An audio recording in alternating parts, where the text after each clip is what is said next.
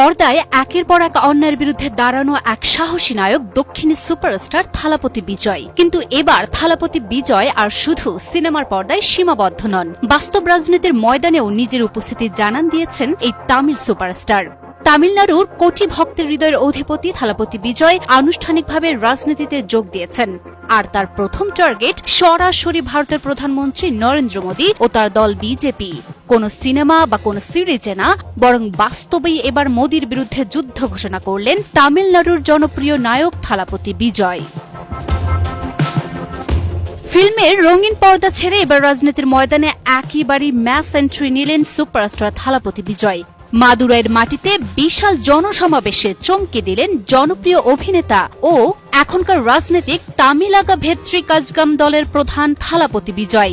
নিজের রাজনৈতিক শক্তি প্রদর্শনের পাশাপাশি তিনি ঘোষণা দিলেন 2026 সালের বিধানসভা নির্বাচনে তার দলের একমাত্র আদর্শগত শত্রু বিজেপি।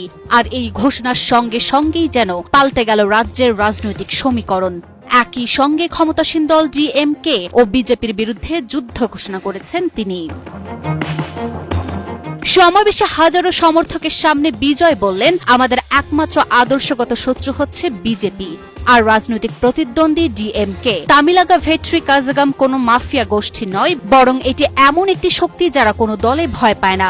আজ আমরা ফ্যাসিবাদী বিজেপি ও বিষাক্ত ডিএমকে এর বিরুদ্ধে যুদ্ধ ঘোষণা করছি। অভিনেতা আরো বলেন, সিংহ জানে কিভাবে ভিড়ের মধ্যে আবার কিভাবে একা থাকতে হয়। সে কখনো ভয় পায় না। সিংহ কেবল শিকারের জন্যই বেরোয়, বিনোদনের জন্য নয়। আর সিংহ কখনো মৃত শিকার খায় না। এদিন প্রধানমন্ত্রী নরেন্দ্র মোদীকে সরাসরি চ্যালেঞ্জ ছুড়ে দিয়ে বলেন, এনইইটি বাতিল করুন। পারবেন কি নরেন্দ্র মোদী? আপনার একগুঁয়েমির কারণে আমাদের ছাত্রছাত্রীরা ভুগছে। 2023 সালে আনুষ্ঠানিকভাবে রাজনীতিতে নাম লেখানোর পর থেকেই শোরগোল পড়ে যায় তামিল রাজনীতির অঙ্গনে। তবে এখন আর শুধু গুঞ্জন নয়, 2026 সালের বিধানসভা নির্বাচনী হতে যাচ্ছে তার আসল পরীক্ষা। ডিএমকে বনাম এআইএডিএমকে এই দুই দল যখন পালাক্রমে শাসন করে আসছে তামিলনাড়ুকে, তখন বিজয় চ্যালেঞ্জ ছুড়ে দিয়েছেন এই দুই জায়ান্টকেই।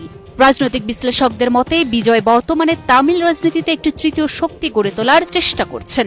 ক্ষমতাসীন ডিএমকে ও বিরোধী এআইএডিএমকে এর বাইরে নতুন রাজনৈতিক বিকল্প হিসেবে নিজেকে এবং তার দলকে তুলে ধরতে চাইছেন তিনি।